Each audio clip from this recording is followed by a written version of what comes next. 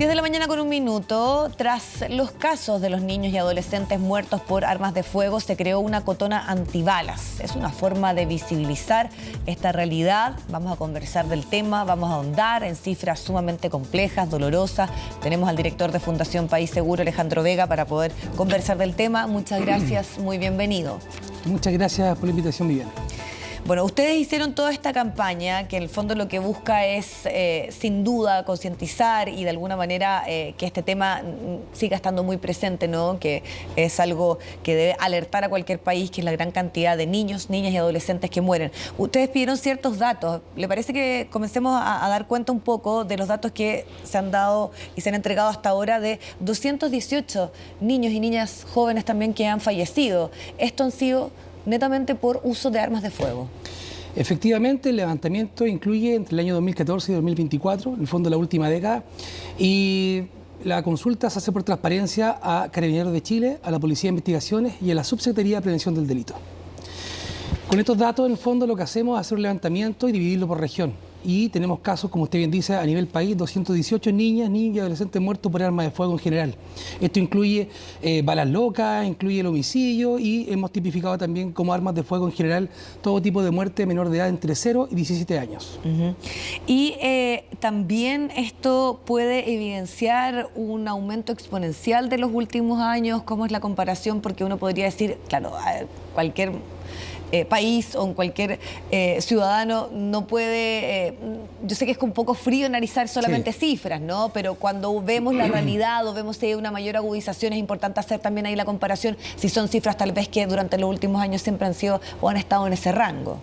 La tendencia indica que va en aumento y eso es un problema. Para que se haga una idea, entre el 2014 y el 2024 hay un aumento del 193% de homicidio. 193. 193% de homicidio con armas de fuego menores de edad. Entonces, cuando lo llevamos a regiones como la metropolitana, que concentra el 50,5% de los casos, tenemos acá 110 niñas, niños y adolescentes fallecidos. Entonces hay comunas que se ven súper perjudicadas con esto.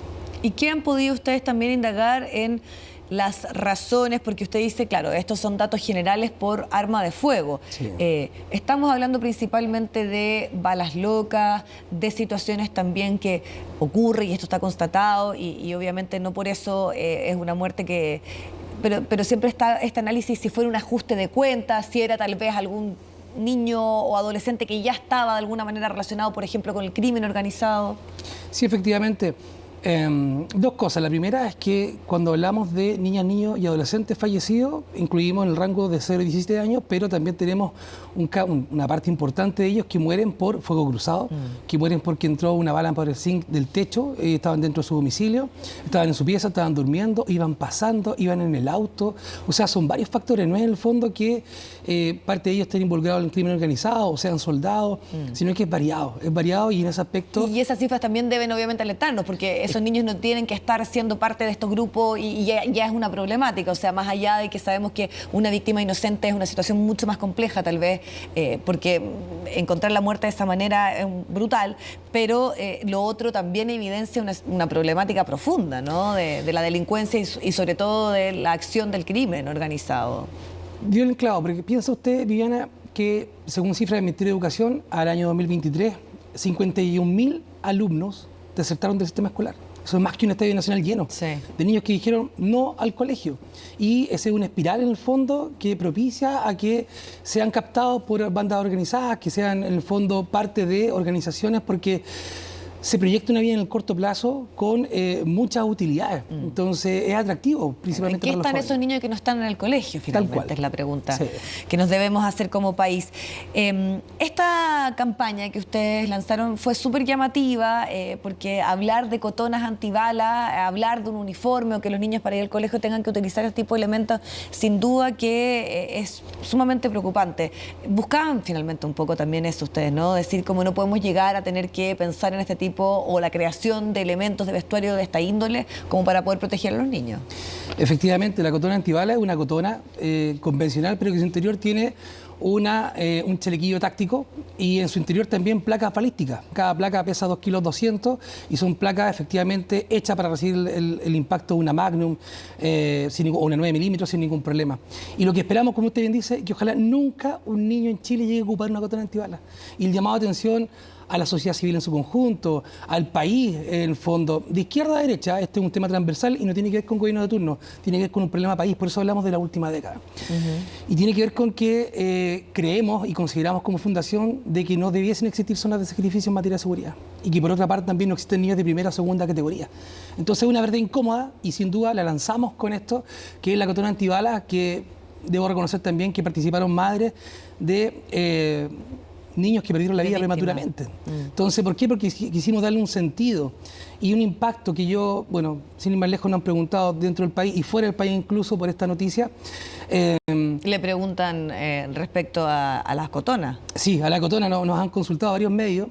Incluso ayer conversábamos con el equipo porque nos llamaron de un medio europeo que también cubre Emiratos Árabes, porque causó impacto el tema de la cotona antibalas, principalmente porque somos un país que medianamente tranquilo, la tasa de homicidio venía relativamente controlada la última década, pero que lamentablemente por el poder de fuego circulante en nuestra población y villas se acentúa y crece. Por eso para aclarar el punto, esto era una campaña que buscaba de alguna manera instalar el tema, no es que ustedes están implementando el uso, claro, porque me imagino ahí también la tensión y lo que usted decía de otros medios, incluso afuera, preguntándoles por esto. Pero aparte de lo que ustedes buscaban, que me parece que, claro, es que el tema no se diluya, que esté presente, que esté incorporado en el debate, ¿qué cosas proponen también como fundación o creen que faltan en esta discusión respecto al resguardo de los niños y adolescentes? Miren, la lógica principal era sensibilizar con la cotona antibalas y enfocarnos en dos puntos. El primero, robustecer aún más la ley de control de armas. Creemos que se puede hacer más y ese es un llamado también al Parlamento. Y por otra parte, generar mayor control. Estamos convencidos de que mientras no exista un control real, principalmente en nuestras fronteras, le doy un dato. Nosotros en el país tenemos 33 pasos fronterizos habilitados, tenemos 8 aeropuertos internacionales y tenemos 56 puertos. De ahí derivan más de 400 caletas.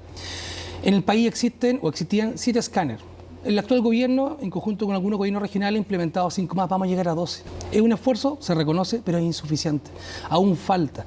Para poder tener un control real del ingreso de armas, de partes de armas y principalmente de contrabando en el país, tenemos que hacerlo y para esto tenemos que ordenar la casa.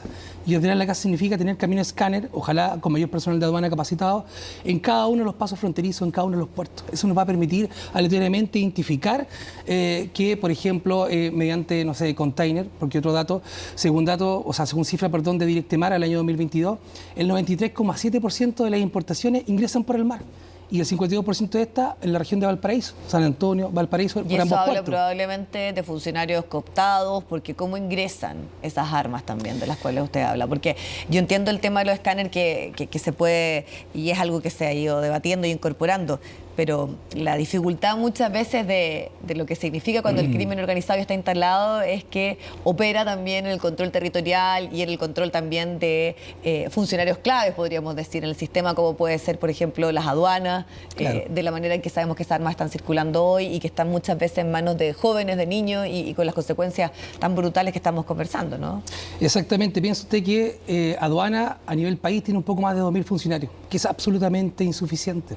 Entonces, mientras no estén los recursos para generar control, mientras no esté la herramienta y mientras el Estado en su conjunto no tome acciones concretas, vamos a tener que seguir lamentando esto. Ustedes como fundación también incorporan algo que estábamos analizando, que es, por ejemplo, el rol del Ministerio de Educación, el Ministerio del Deporte, el Ministerio de la Cultura, que sabemos que son formas de que esos niños que de repente no encuentran otra opción más que ser un soldado o pertenecer a algún grupo de crimen organizado, tengan otra alternativa y que esa otra alternativa sea lo suficientemente atractiva, ¿no? Y que genere un camino para que se concentren en aquello y no, por ejemplo, en la deserción escolar, que sabemos que es una de las problemáticas, porque esto también tiene que ser atacado de esa forma. Uno entiende que hay ciertas evidencias de lo que, por ejemplo, hizo Colombia u otros países, sí, que a través de esa forma, en complemento con lo que tiene que ver con seguridad, con armas, eso es obvio que es necesario, es también una manera de tener políticas permanentes en relación a estos temas. O sea, sin duda, el desafío como país que tenemos también es bajar la tasa de deserción escolar.